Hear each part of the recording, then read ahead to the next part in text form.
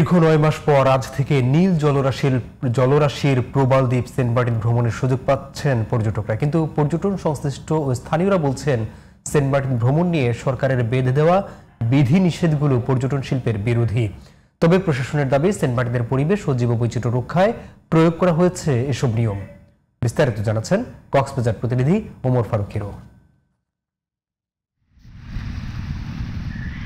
গত বছরের মতো এবারও শুধু কক্সবাজার শহরের নুনিয়াছড়ার BIWTA ঘাট থেকে পর্যটক নিয়ে জাহাজ যাবে সেন্ট মার্টিন।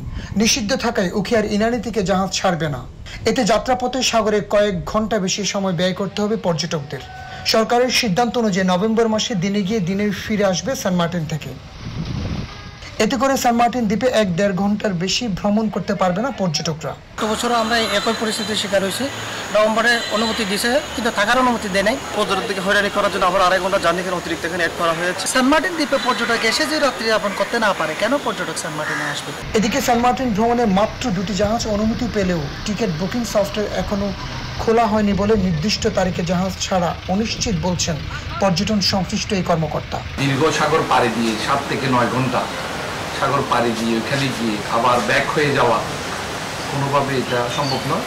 বলতে গেলে এই সিদ্ধান্ত আগামী যে ১ নভেম্বর যে জাহাজ চলাচলের যে সিদ্ধান্তটা পরিবেশ অধিদপ্তর দিয়েছেন, এটা পর্যটক এবং পর্যটন শিল্পের যারা সংশ্লিষ্ট তাদের সাথে এক প্রকার তামাশা।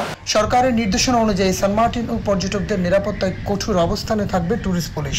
সরকারের যে নির্দেশনা, সেই নির্দেশনা মোতাবেকই সবাই যাবেন এবং ডিসিপ্লিনের ব্যাপারে সেখানে থাকবেন এবং সেটাকে যেন পরিবেশ এবং জীববৈচিত্র্য নষ্ট না করেন।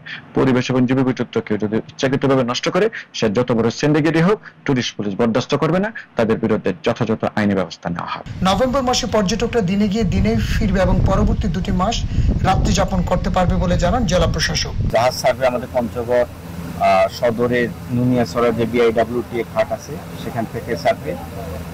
এখান থেকে এবার অনলাইনে টিকিট সংগ্রহ করতে হবে আর টিকিট চেকিং বা এই ধরনের পদক্ষেপ নিয়েছি।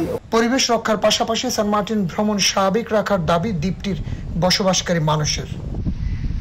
Omar Faruk Hiro, GTV news, Cox's Bazar.